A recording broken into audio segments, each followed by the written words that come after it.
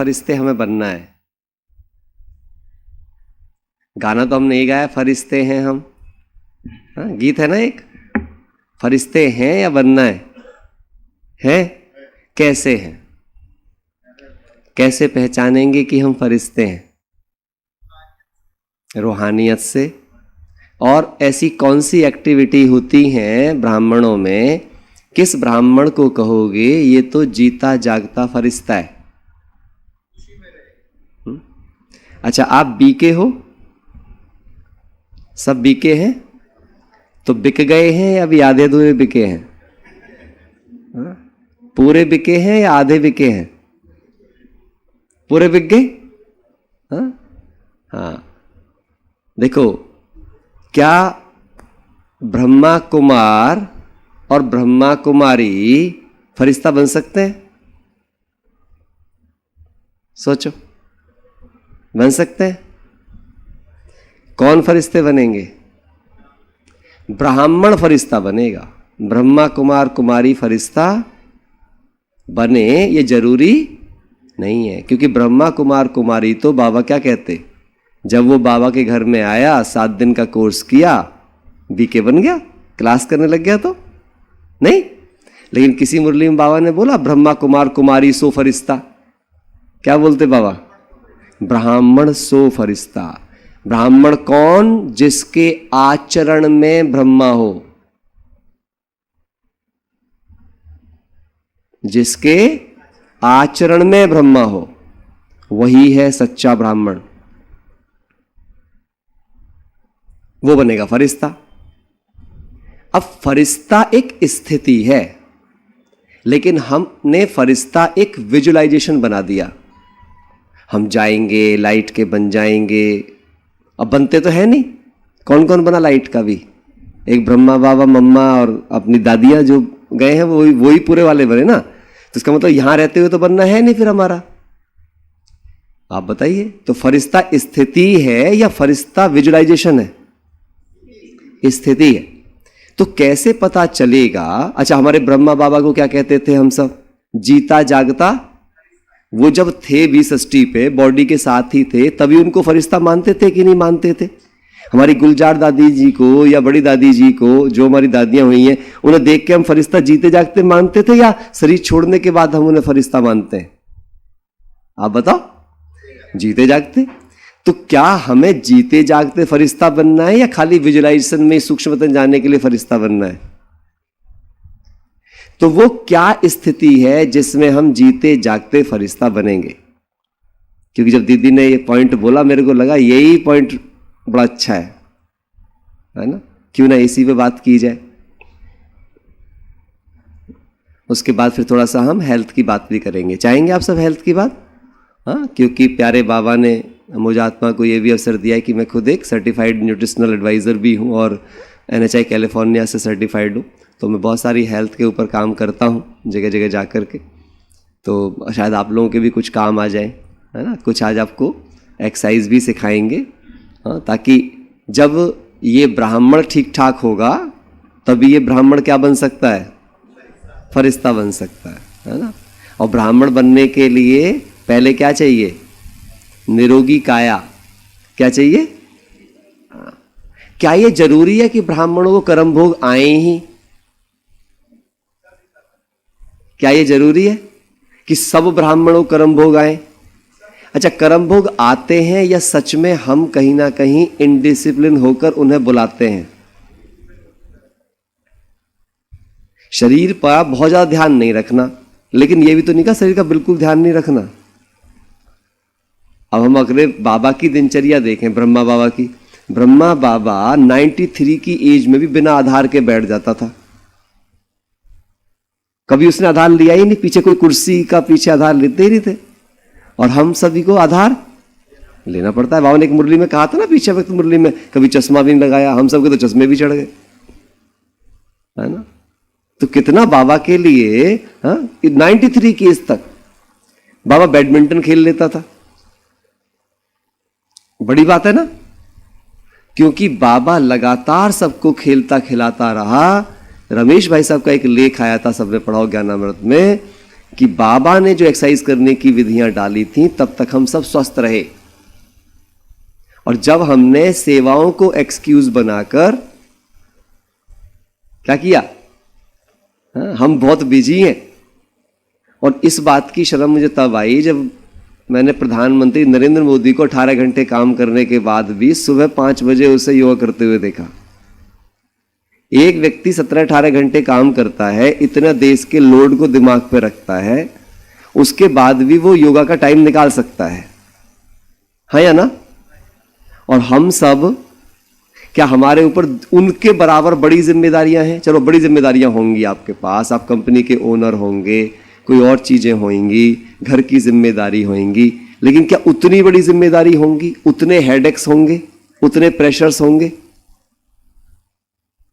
इसका मतलब जिस व्यक्ति को अपने व्यक्तित्व को महान बनाना होता है, लिख लो, उसकी पहली सीढ़ी है अनुशासन,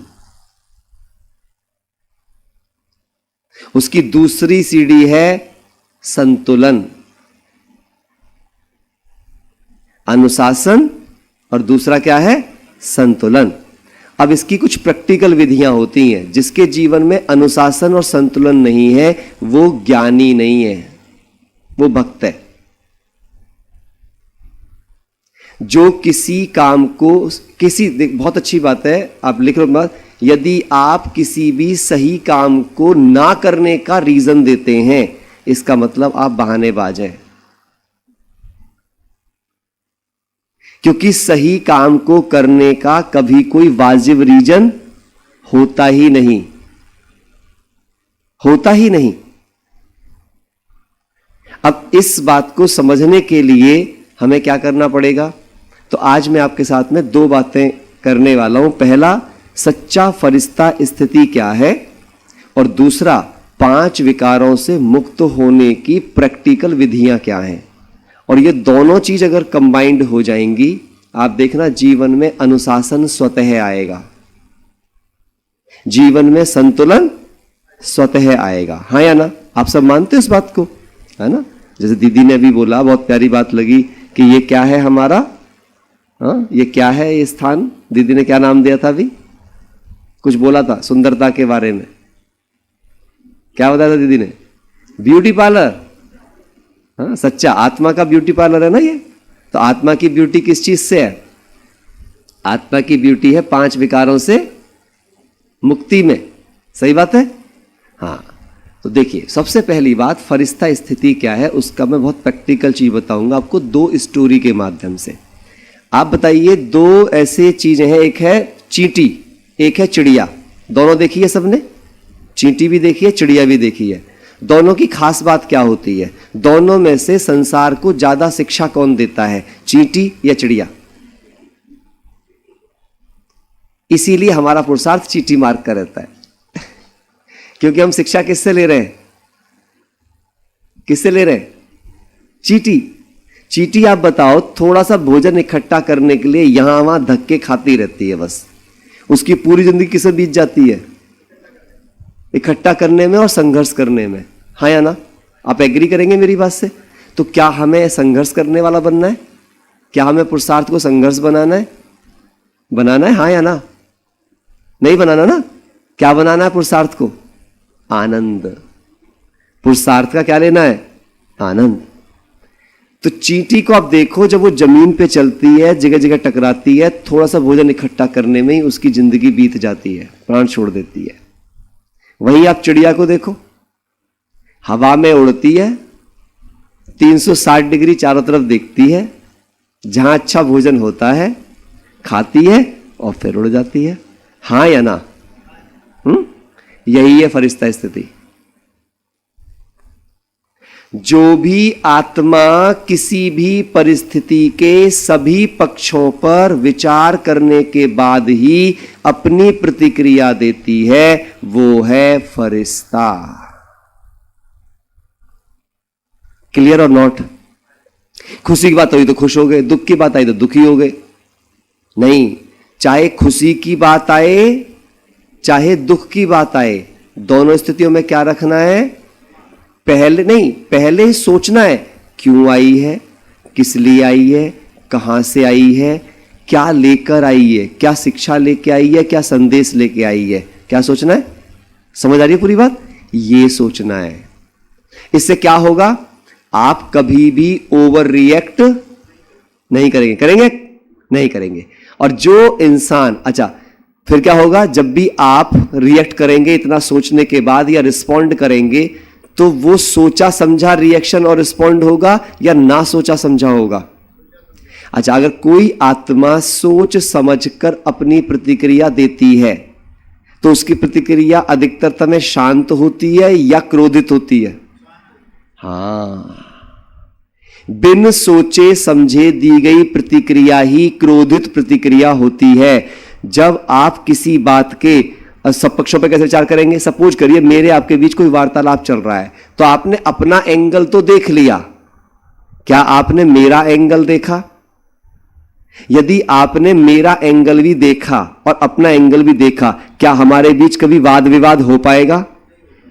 कभी नहीं हो पाएगा प्यारे भाई बहनों, क्योंकि हर आत्मा उस पल में राइट होती है जिस पल में वो जो भी करने का निर्णय लेती है। क्यों? इसके पीछे एक रीजन है। आप मुझे बताइए, यदि मैं आपको कोई कार्य सौंपता हूं तो क्या आप उस कार्य को अपनी क्षमता और अपनी समझ से, यदि आपने चुन लिया है, तो बेस्ट करोगे या वर्स्ट करोगे? जोर से बोलिए। बेस्ट करोगे ना?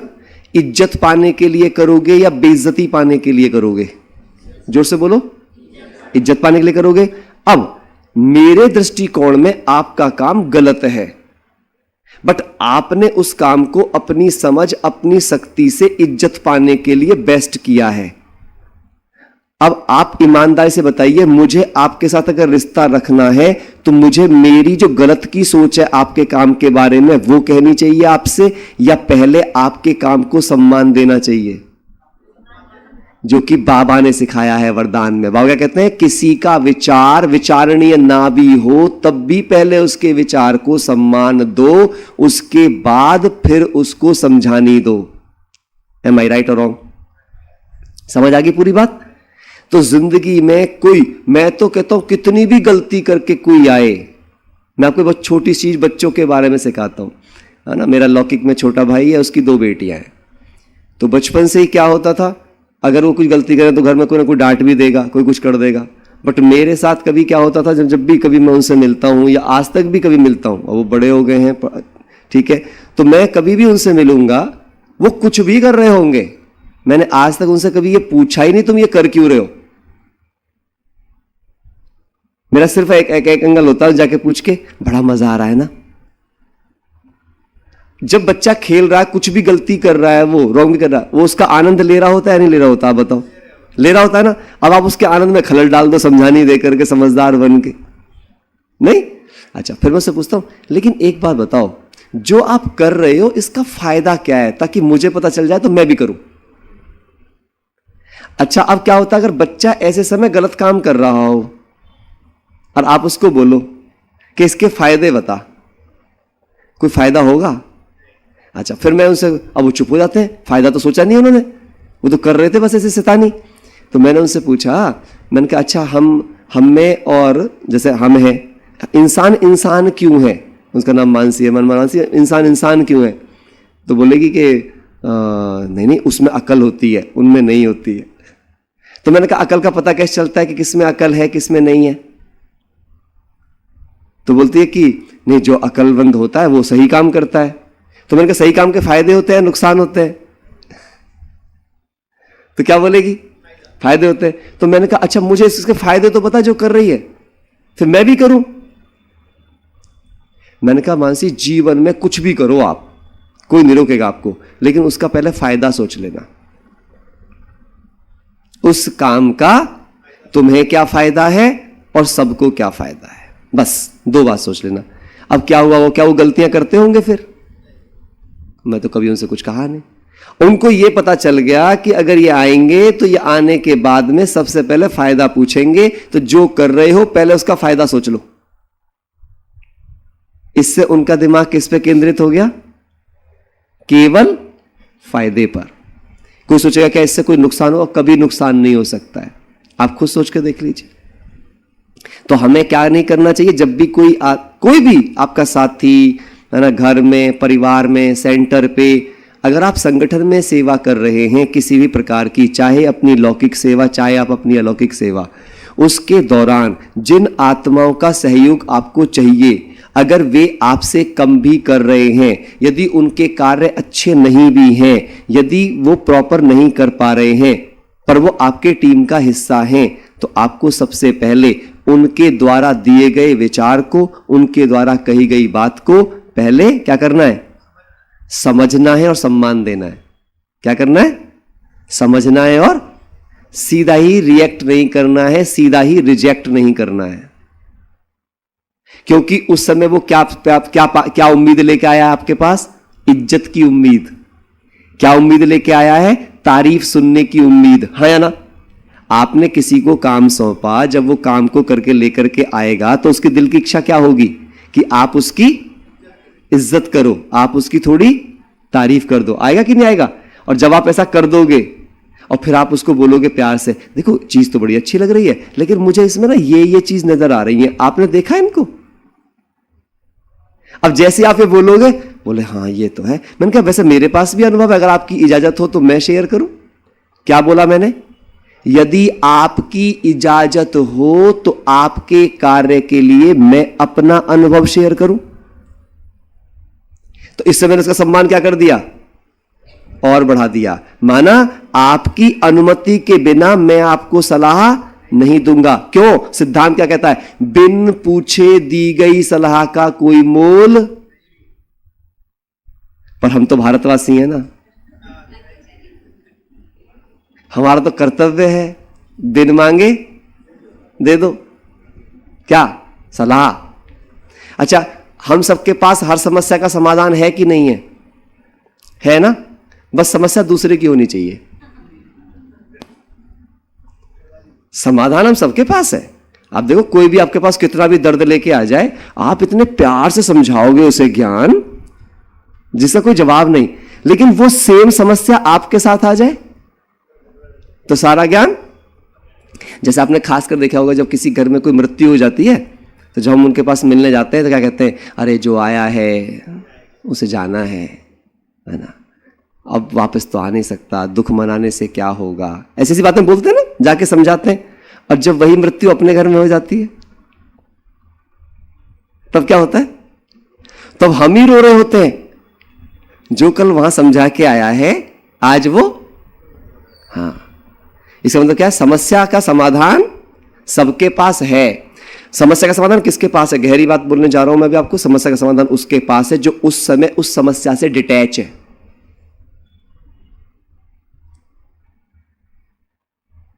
जो भी आत्मा एक कंसल्टेंट होती है, कंसल्टेंट में और जो कंसल्ट करने गया है उसमें यही फर्क होता है। जो कंसल्ट करने गया है वो समस्या में इन्वॉल्व हो गया है, समस्या से अटैच हो गया है, समस्या की इमोशन में चला गया है, समस्या की फीलिंग में चला गया है। और जो कंसल्टेंट है वो केवल समस्या के समाधान के विषय में सोच रहा है, समस्या को फील नहीं कर रहा है।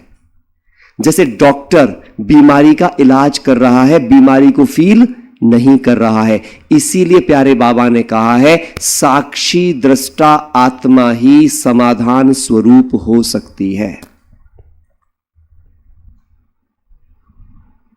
सही बात है, सही बात है। अब सवाल यह आता है कि जिन चीजों से मैं अटैच हो गई हूं उनसे मैं छूटूं कैसे। क्योंकि फरिश्ता बनने में सबसे बड़ी रुकावट किसकी है, अटैचमेंट की। सबसे बड़ी रुकावट कौन है, अटैचमेंट। दूसरी रुकावट कौन है, एक्सपेक्टेशन, लगाव, और इच्छाएं और अपेक्षाएं। ये दो ही चीज हम सबके पुरुषार्थ के मार्ग में बाधा हैं या नहीं है। आज दोनों खत्म कर दें, पक्का, सब तैयार। हाँ चलो, तो आज इनकी जड़ से मिट जाएंगी ये, अगर आपने इन एटीट्यूड्स को अपनी बुद्धि में रख लिया। और मेरा कुछ नहीं है, आप देख रहे होंगे मैं सारे सिद्धांत बाबा की मुरलियों से बताऊंगा आपको, A to Z सब कुछ ये मुरलियों में है। बस मैंने क्या किया है, हर कर्म के बारे में सिद्धांत पकड़ लिया है। इस कर्म में ये यूज करूंगा, इस कर्म में ये यूज करूंगा। शिक्षा क्या, जो समय पर कर्म के अनुसार यूज हो जाए। हाँ, तो पहले मैं बात करूंगा आपसे आपके 5 विकारों से मुक्ति की, उसी में इन चीजों को हम कंबाइंड करेंगे। काम विकार से मुक्ति का तरीका क्या है? काम विकार को बाबा पवित्रता हमसे बोलते हैं, जब हम पवित्र आत्मा होती है तभी हम काम से मुक्ति संपूर्ण पा सकते हैं, क्योंकि काम महाशत्रु है। क्या काम विकार से मुक्ति के लिए केवल बाबा ने बताया या सन्यासियों ने भी बताया? बताया ना सन्यासियों ने। मैं पहले नहीं सोच पाता था कि सन्यासियों ने कितना बताया, पर मैंने बहुत सन्यासियों का अध्ययन करना स्टार्ट किया, कुछ और ज्यादा चीजों का, किताबों का अध्ययन करना स्टार्ट किया, जहां से मैंने एक बात पकड़ी कि इस पूरी दुनिया में जो बाबा जिन सन्यासियों की महिमा बाबा मुरलियों में करते हैं, जिनके आधार पर बाबा कहते हैं कि हमारी संस्कृति जिंदा रही, वो कौन से सन्यासी हैं? वो वही सन्यासी हैं जिनकी पवित्रता बहुत श्रेष्ठ होती है, सब सन्यासी नहीं। तो इसके लिए मैंने कई सन्यासियों को पढ़ा जिन्होंने पता है पवित्रता के लिए क्या कहा है?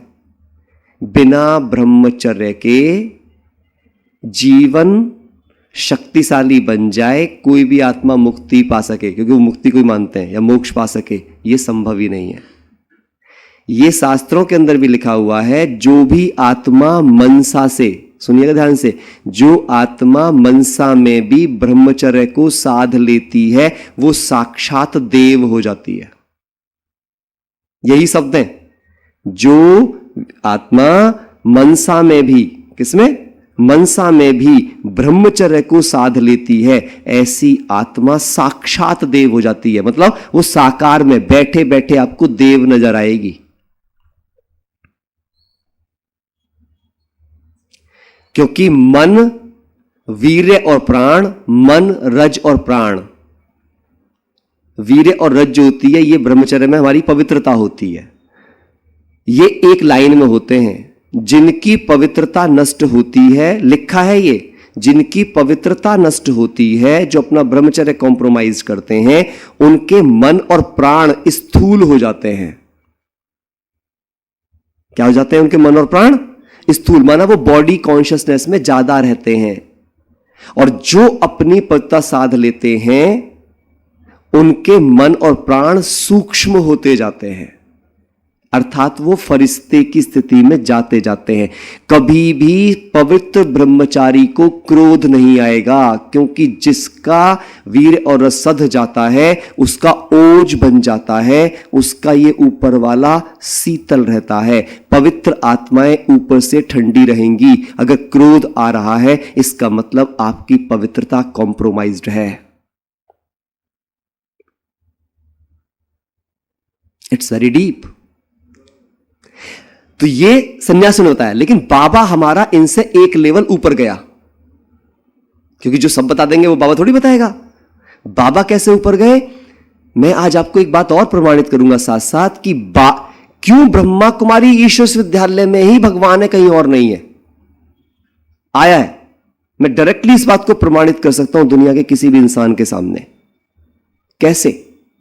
आप मुझे बताइए, जब आप माता पिता हैं, क्या आपको आपके 4 बच्चे कभी बंटते हुए अच्छे लगेंगे? लगेंगे? क्या परमपिता परमात्मा धरती पर आकर किसी भी ऐसे रूप में शिक्षा दे सकता था कि तुम हिंदू बन जाओ, तुम मुसलमान बन जाओ, तुम सिख बन जाओ, तुम ईसाई बन जाओ? दे सकता था क्या? लेकिन यदि मैं हिंदू मैथोलॉजी में विश्वास रखूं, तो लोग मुझे क्या कहेंगे? हिंदू।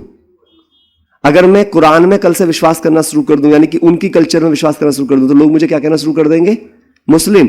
अगर मैं क्रिश्चियनिटी में विश्वास करना स्टार्ट कर दूं, तो मुझे लोग क्या कहना शुरू कर देंगे? क्रिश्चियन। एम आई राइट और रॉन्ग? आप मुझे बताइए, क्या भगवान अपने बच्चों को बांटेगा या एक करेगा? संगठित देखेगा या अलग अलग देखेगा? वसुधा को कुटुंब बनाएगा या वसुधा को टुकड़े टुकड़े करेगा? कुटुंब बनाएगा। देखो प्यारा बाबा, देखो आप प्यारे बाबा का जब पहला चैप्टर पढ़ते हैं आप, ये देखो लेफ्ट में ही आके सबसे पहले क्या कहा आपसे? बच्चे तुम कौन हो? अब आप देखो सबको, बस आप एक बार आत्मा देख कर देखो, सब अपनी आंखें बंद करो, देखो सब आत्माएं हैं। आत्मा, किसी का शरीर देखना ही नहीं है, बस एक पल के लिए सोचो, सब आत्माएं। आत्मा सोचते ही देखना आप, ना किसी का कोई नाम है, ना कोई रूप है, ना कोई जाति है, ना कोई एड्रेस है, ना कोई जेंडर है, ना कोई एजुकेशन है, सबसे मुक्त। कंपैरिजन के सारे सिद्धांत जीरो। हां या ना? बाबा है जिसने रावण के शीश नहीं काटे। तू काम विकार छोड़, तू क्रोध छोड़, तू लोभ छोड़, उसे सीधा नाभि में तीर मारा। बच्चे तू अब आप सच में ईमानदार सोचना, मेरा कोई नाम नहीं है, मेरा कोई रूप नहीं है, मेरा कोई जेंडर नहीं है, मैं स्त्री पुरुष नहीं हूं, मेरा कोई कलर नहीं है, मेरा कोई एड्रेस नहीं है, कोई एड्रेस नहीं है मेरा इस धरती पर, मेरी कोई डिग्री भी नहीं है, मेरे कारण ये सब है। अब जब मेरे पास ये नहीं है, अब देखो किसी के पास भी नहीं है, सब आत्माएं हैं। अब अंतर आएगा अंतर? कोई अंतर नहीं है, कोई कंपैरिजन नहीं है, कोई कंपटीशन नहीं है। बहुत ध्यान से सुनना, बहुत ब्यूटीफुल चीज है ये, बहुत ब्यूटीफुल स्थिति है ये। अब आप देखना, जब मैं सबको आत्मा देखूंगा तो अगर हमारी ये समानता आ गई, कोई हिंदू मुस्लिम सिख ईसाई बचेगा नहीं, कोई गोरा काला बचेगा नहीं, कोई अमीर गरीब बचेगा नहीं, कोई छोटा बड़ा रहेगा नहीं, कोई स्त्री पुरुष रहेगा नहीं, सारे अंतर मिट गए। हम क्या हो गए? समान हो गए। क्या हो गए हम? तो जहां समानता है वहां प्रेम है या नफरत है? जोर से बोलो। प्रेम है। और जहां प्रेम है वहीं एकता है।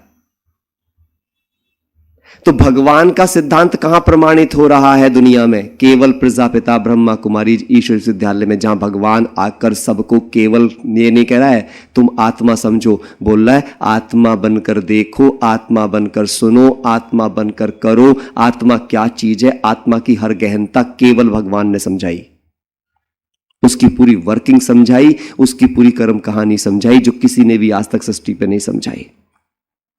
तो अब जैसे कि मैं आपसे बोलूं अहिंसा, तो किस नेता का नाम आपको याद आएगा? कौन थे? गांधी जी। याद आ गया ना? मैंने तो नाम नहीं बोला था आपको। मैं बोलता हूं मिसाइल मैन, कौन याद आएगा आपको? अब्दुल कलाम जी। याद आ जाएंगे नहीं आ जाएंगे? यानी क्या हो रहा है, किसी के गुण से वो व्यक्ति याद आ रहा है।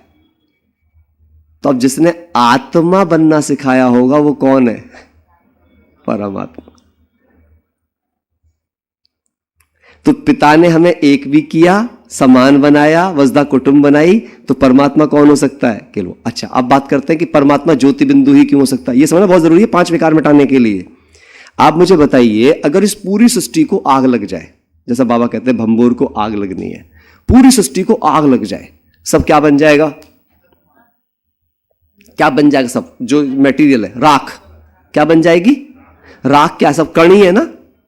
क्या है सब? जोर से बोलो, कण है ना सब? अच्छा, क्या हम ऐसे ही पैदा हुए थे जैसे बैठे हैं? हम क्या थे? एक छोटा सा कण। कोई पेड़ आप देखते हो क्या वो उतना ही बड़ा है? क्या था वो? ये घर जो आपको दिख रहा है, ये सबसे पहले क्या था? रेत का ढेर, एक कण। हाँ या ना?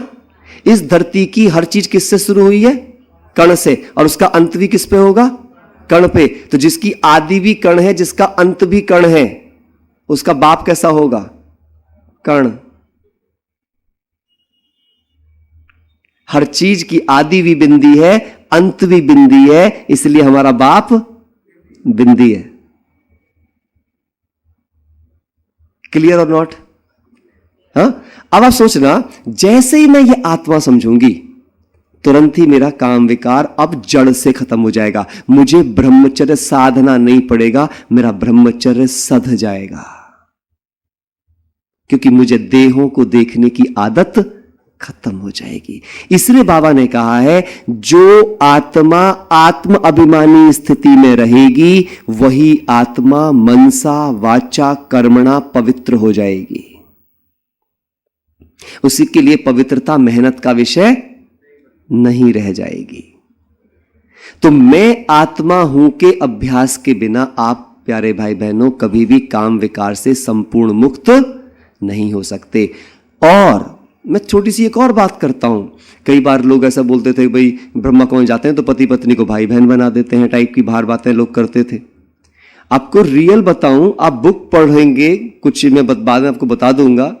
एक व्यक्ति हुए हैं जिनके नाम बाबा मुरलियों में भी लेते हैं, आचार्य शिवानंदा का नाम लेते हैं। उन्होंने तो अपनी एक बुक में लिखा भी है इस बात को स्पष्ट, है ना।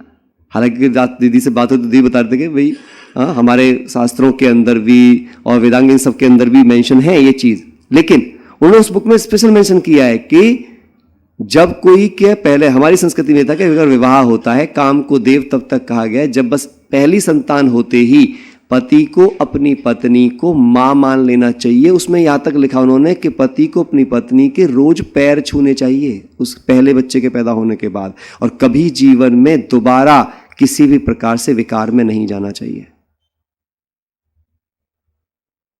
और पत्नी को पति में अपना पिता दिखना चाहिए। दोनों खत्म, उसके बाद वो रिश्ता कभी जीवन में दोबारा नहीं उभरना चाहिए। ये संस्कृति थी हमारी, जिस संस्कृति का आज बहुत विकृत और बहुत विकराल रूप हो चुका है, जिसकी वजह से हम दुखी हुए हैं। दुखी होने का सबसे बड़ा कारण ही है ओनली अपवित्रता, इसके अलावा दूसरी कोई चीज नहीं है। मैं खुद एक काउंसलर हूं और कॉलेज के हब में बैठा हुआ हूं। वहां आजकल यूथ का बहुत बुरा हाल है और सबके टेंशन, स्ट्रेस, एंजाइटी का एकमात्र कारण पाया गया अपवित्रता। अपवित्रता। तो काम विकास से मुक्ति का तरीका क्या हुआ? मैं आत्मा हूं, एक ही तरीका। दूसरी चीज बताने जा रहा हूं आपको, क्रोध कल बताया था। क्रोध मुक्ति का तरीका एक ही चीज है, गारंटी कर रहा हूं आपको कभी क्रोध नहीं आएगा। बस एक आदत डाल लो आप, क्या? केवल गुण देखने हैं। और ये अब इसका अभ्यास ही बताऊंगा आपको कि मैंने इसका अभ्यास किया कैसे। आज ही करना आप। जब आप आज घर जाएंगे, यहां से लेके घर तक आपको जो कुछ भी दिखता है दिन भर में, जो कुछ आपके मन में याद रहता है, उसका कोर गुण लिखना। क्या करना? अभी मैं आपको प्रैक्टिकल चीज बताता हूं। जल के गुण बोलना शुरू करिए। जल में क्या क्या गुण है? जोर से बोलिए, जोर सब।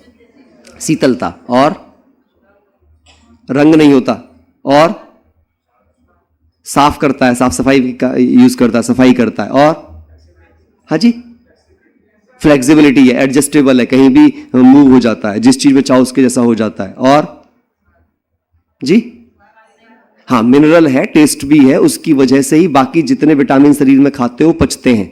अगर आप वो नहीं, जल नहीं होगा तो आपके मिनरल पचेंगे भी नहीं आपके शरीर के अंदर। और जी, लाइफ है, जल ही जीवन है। आपने चलो इतने गुण ले लेते हैं, जितने गुण बताए। हमारे शरीर में पानी कितना है? तो हम में ये गुण होने चाहिए कि नहीं होने चाहिए? हाँ या ना? क्या है?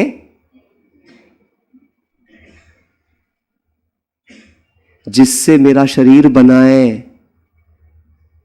रोटी बनती है, उसमें कार्बोहाइड्रेट होता है, तो कार्बोहाइड्रेट का गुण पाते हैं ना, शरीर में जाता है ना। मेरे शरीर में 70% पानी है और पानी में ये गुण है, और मुझ में ये गुण जागृत नहीं हो रहे हैं।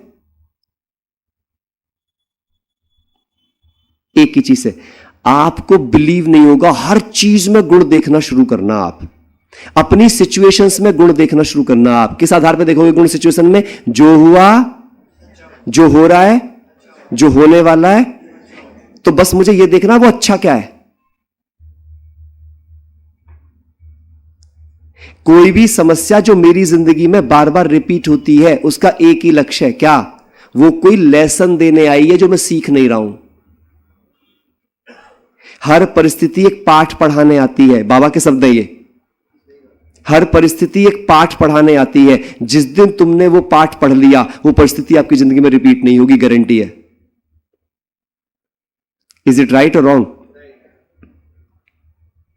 तो आज के बाद परिस्थिति को आते क्या देखना है? कुछ पढ़ाने आई है, टेंशन खत्म।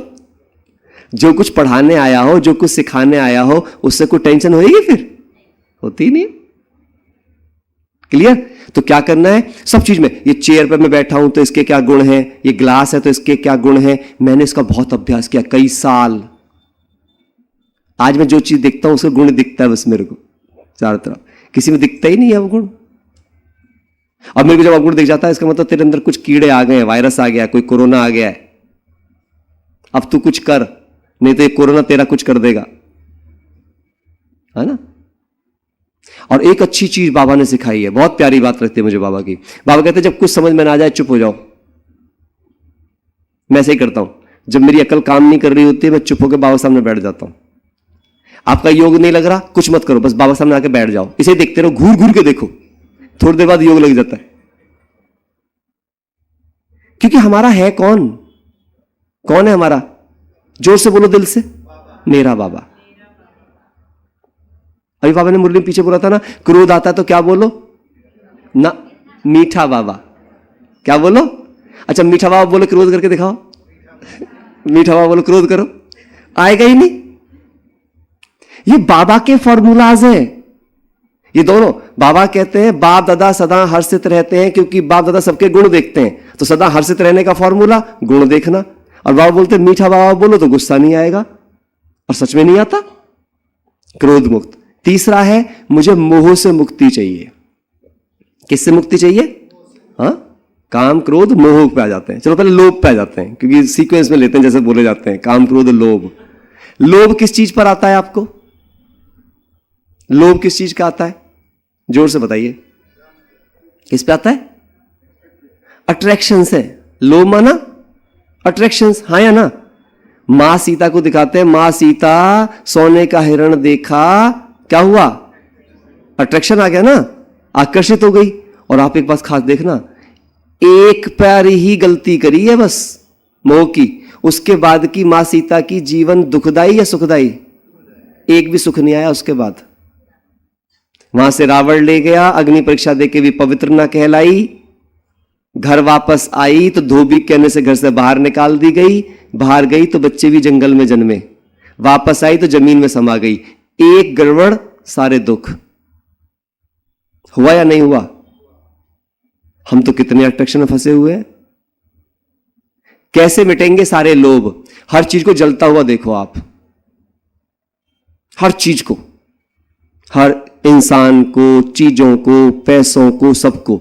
और जलने के बाद देखो क्या वो वैसी ही दिखेगी जैसी अभी दिख रही है? जो चीज वैसी ही दिखे जलने के बाद जैसी अभी दिख रही है तो उस पर लोभ ले लो, उसका कोई दिक्कत नहीं है। केवल आत्मा और परमात्मा, इन दो के अलावा कोई कुछ दिखेगा ही नहीं आपको।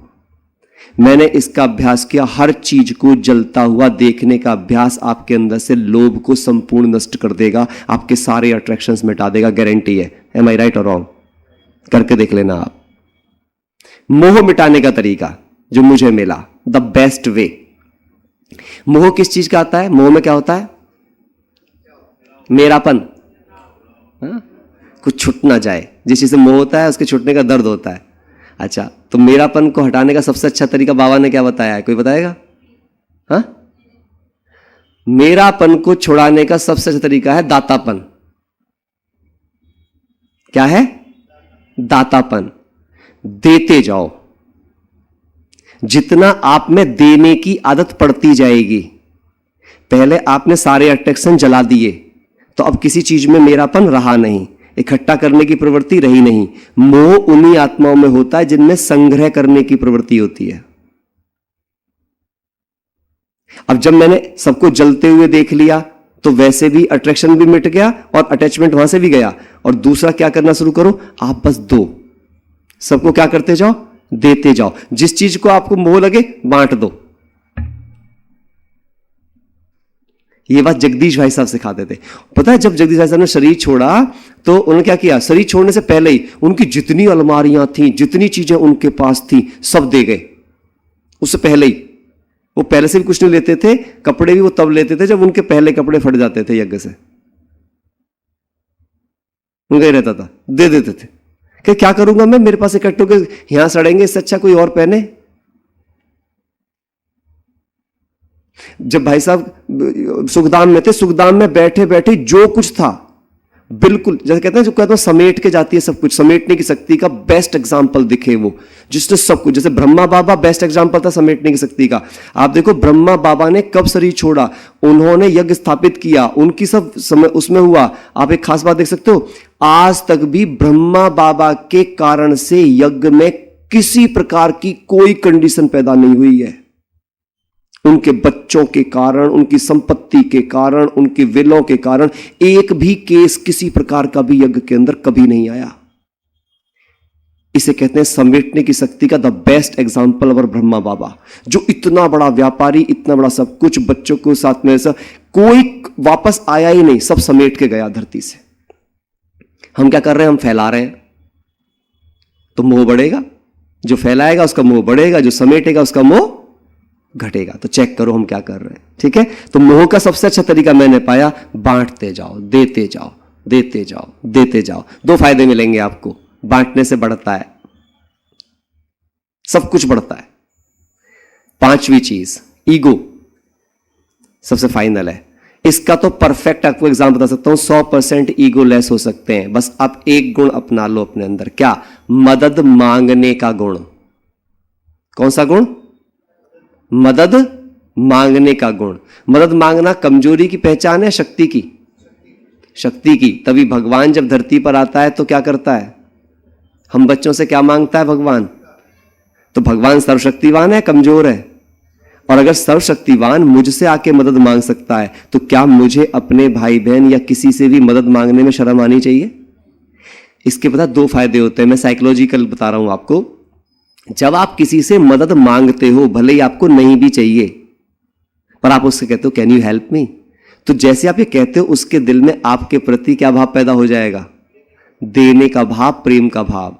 और जब आप इस सृष्टि पर सबसे मदद मांगेंगे और उनके अंदर बार बार मदद मांग मांग कर उनके अंदर मदद करने का संस्कार भर देंगे, तो क्या संस्कार परिवर्तन हुए कि नहीं हुए? संस्कार बदले तो संसार बदलेगा कि नहीं बदलेगा? मदद मांगना इसलिए नहीं होता कि आपको कुछ चाहिए। मदद मांगने का अर्थ होता है उसके अंदर आप गुण डेवलप करना चाहते हो, आपका काम है दूसरों के संस्कारों को बदलना। यदि किसी आत्मा में आप मदद करने का संस्कार डालना चाहते हो, तो आपको उससे मदद मांगनी पड़ेगी कि नहीं पड़ेगी? आप अपने घर में अपने बच्चों को बजाय आदेश देने के, आप उनसे हेल्प मांगिए। कई बार क्या कहते हैं, एक गिलास पानी ला दो, ऐसे मत बोलिए आज के बाद। क्या एक गिलास पानी पिला सकते हो? आप देखना, उसके लिए मना करना मुश्किल हो जाएगा। जब भी आप किसी को आदेश दोगे, उसके अहम को चोट पहुंचेगी, और जब आप मदद मांगोगे तो उसके अंदर का प्रेम जाग जाएगा। याद रखना, अगर अहम को चोट पहुंचाते जाओगे तो अहम ही बढ़ेगा, लेकिन प्यार जगाते जाओगे, प्यार जगाते जाओगे, प्यार जगाते जाओगे, सम्मान जगाते जाओगे, तो क्या होगा? एक दिन उसका प्यार सम्मान इतना ज्यादा बढ़ जाएगा कि ईगो उसके नीचे दब जाएगा। अब उसकी वो आदत बन जाएगी। जो चीज आपकी आदत बन गई है, क्या उसके लिए आपको एफर्ट करना पड़ता है?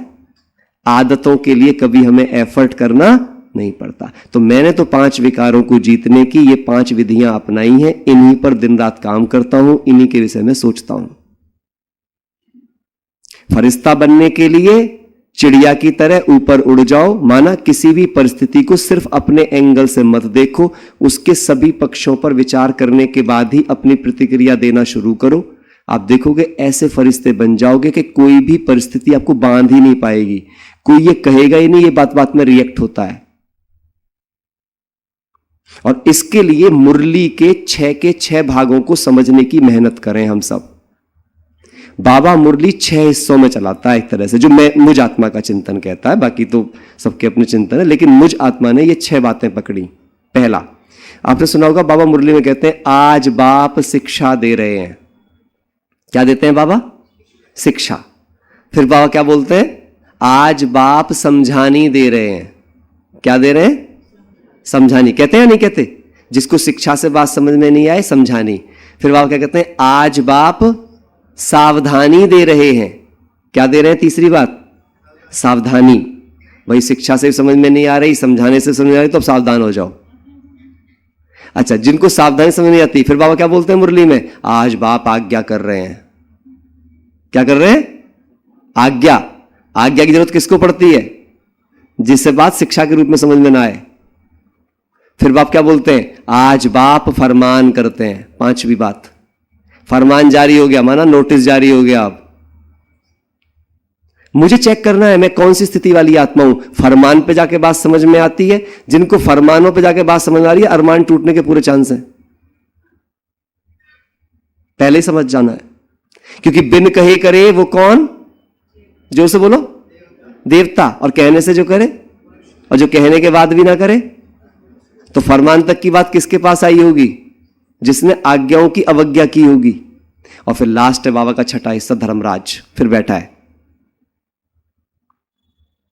तो जब मुरली को आप इस रूप में सुनना शुरू करोगे और अपने को चेक करना शुरू करोगे, मुझे शिक्षा पे समझ में आ रही है, मुझे समझाने से समझ में आ रही है, मुझे सावधान करना पड़ रहा है, या मुझे आज्ञा देनी पड़ रही है, या मेरे लिए फरमान जारी हो जाता है, या फिर धर्मराज जब डंडे देके समझाता है, भोगनाएं आती हैं, तभी मुझे समझ में आता है। मैं कुछ खाना तब तक नहीं छोड़ता जब तक कि उस खाने से बीमार ना हो जाऊं। समझ आई बात? इसका मतलब क्या होगा? डंडा पड़ गया ना धर्मराज का, बीमारी रूप डंडा पड़ गया। मैं अपने दिमाग को तब तक ठीक नहीं रखता जब तक कि पूरा टेंशन ना हो जाए। यही सारी कहानी है, इससे हमें बचना है।